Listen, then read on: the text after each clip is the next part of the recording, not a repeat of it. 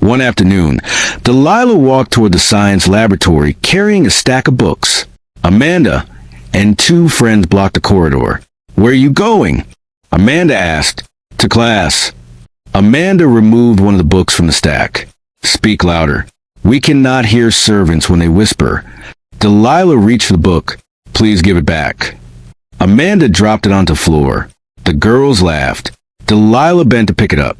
One of them kicked the remaining books from her hands. They scattered across the corridor. Students stopped to watch. Nobody helped. Precious stood near the staircase. She saw everything. She could have stopped them. She could have said one word. But she remembered how Richard smiled at Delilah, how he praised her, how he defended her.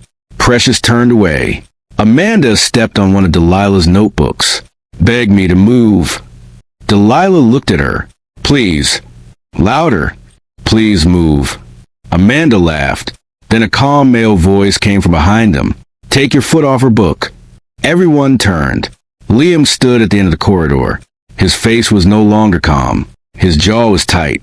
His eyes were fixed on Amanda. Amanda smiled nervously. "We are only playing." Liam walked closer. "She does not look like she is playing." One of the girls crossed her arms. "This has nothing to do with you." "It became my business when all of you decided to embarrass someone in public." Amanda removed her foot from a notebook. "Why do you care?" Liam bent down and began gathering Delilah's books. The corridor became silent. The most admired boy in school was kneeling on the floor, helping the girl everyone had been mocking. He handed the books to Delilah. "Are you okay?" Delilah nodded, though tears filled her eyes. Liam looked at Amanda. "Apologize." Amanda laughed in disbelief. "What?" "Apologize to her." "My father—" "I did not ask who your father is." Students began whispering.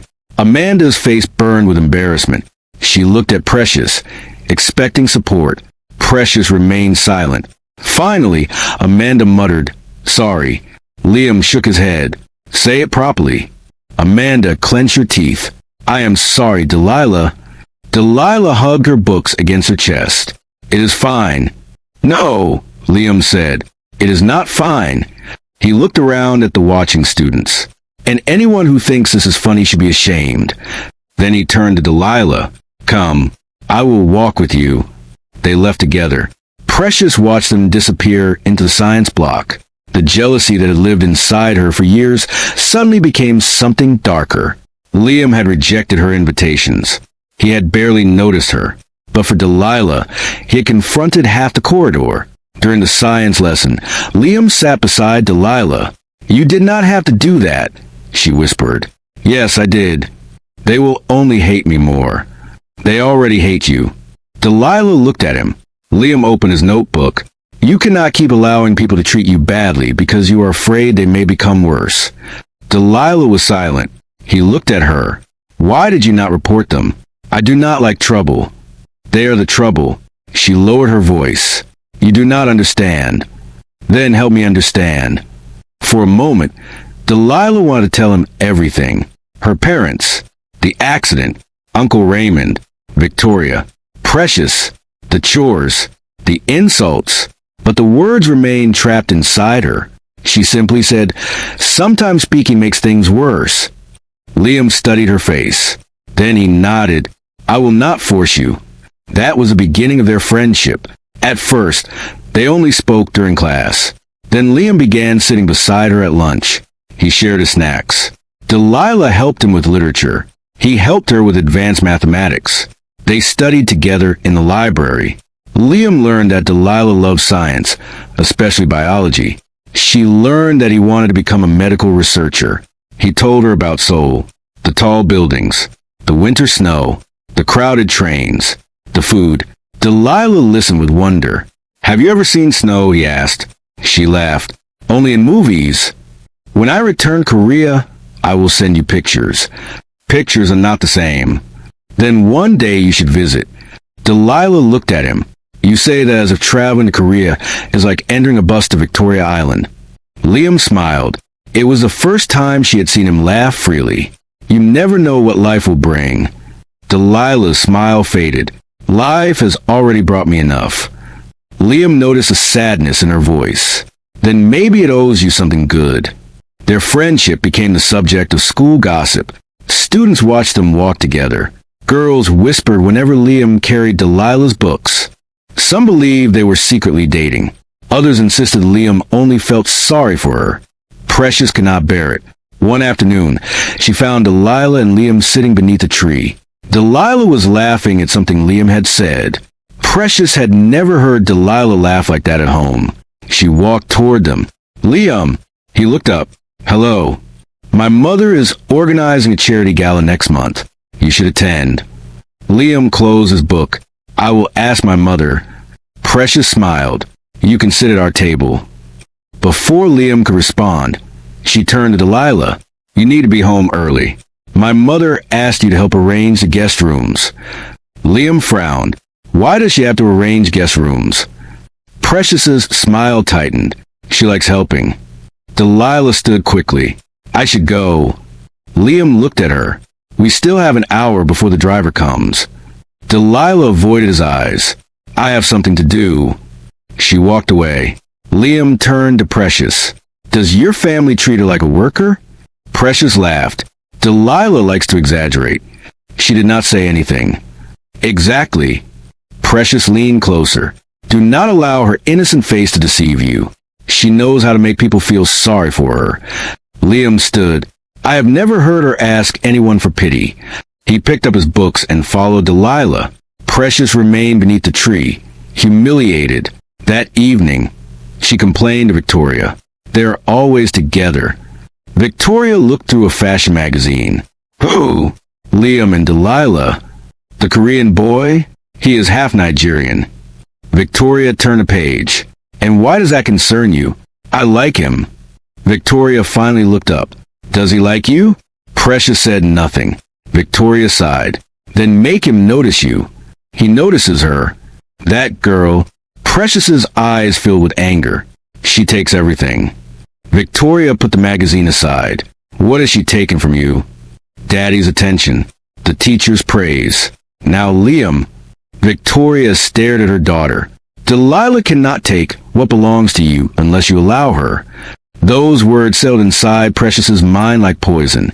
A few weeks later, Richard returned from a business trip to Dubai. He brought expensive gifts.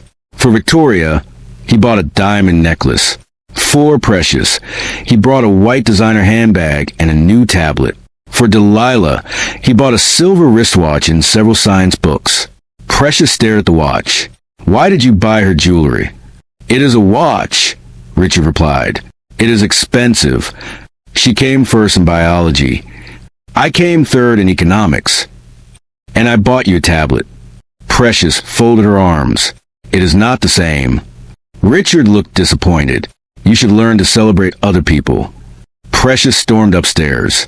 Later that night, she passed Richard's study and heard him speaking to Delilah.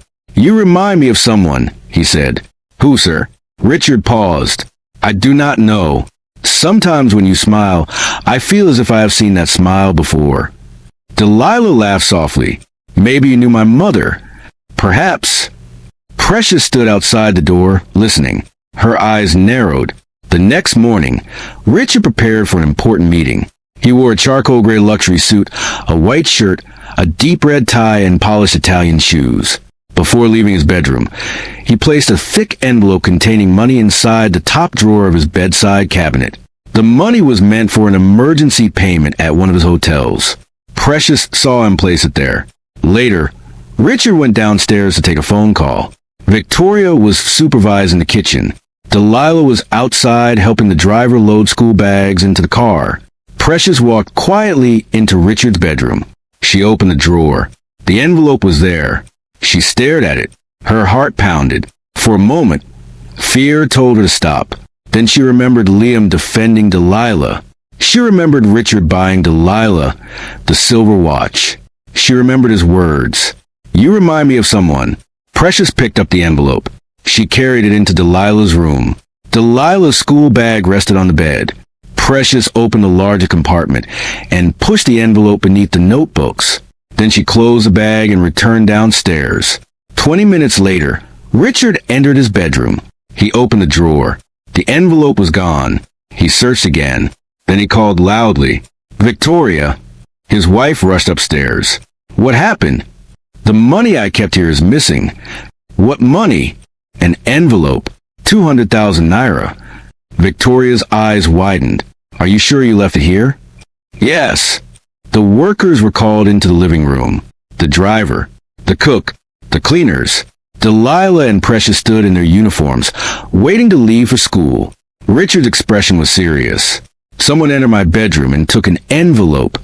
Everyone denied it. Precious looked at Delilah. Then she slowly raised her hand. Richard noticed.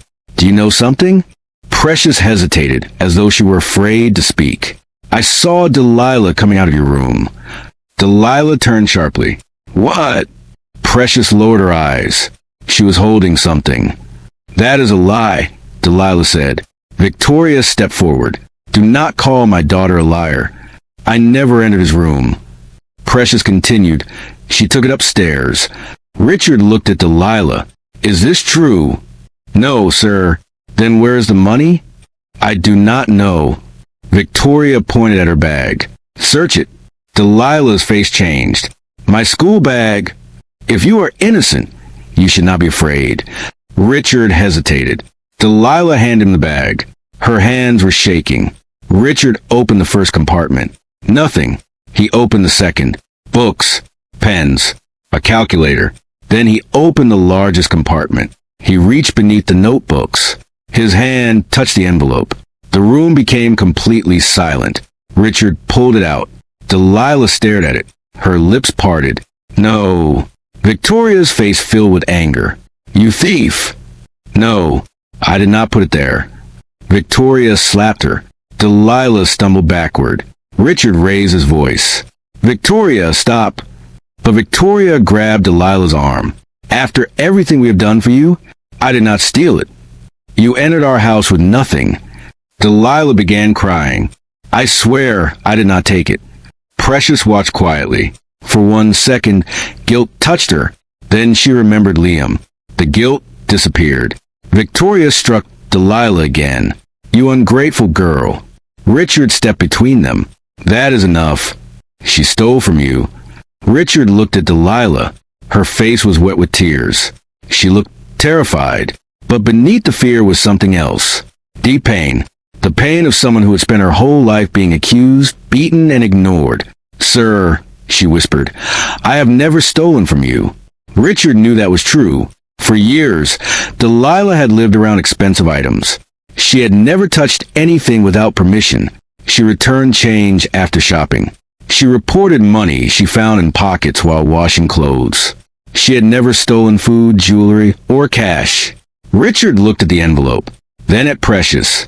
"Exactly what did you see?" Precious swallowed. "I saw her leaving your room." "What was she holding?"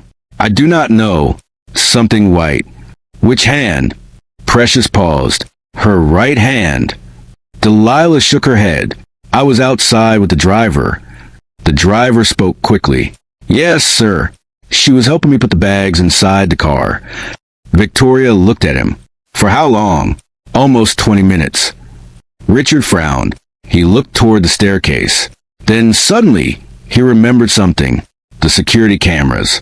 Months earlier, after several expensive watches had disappeared from his bedroom, Richard had installed a small CCTV camera inside the room. Only he and the security company knew about it. He rushed upstairs. Everyone followed.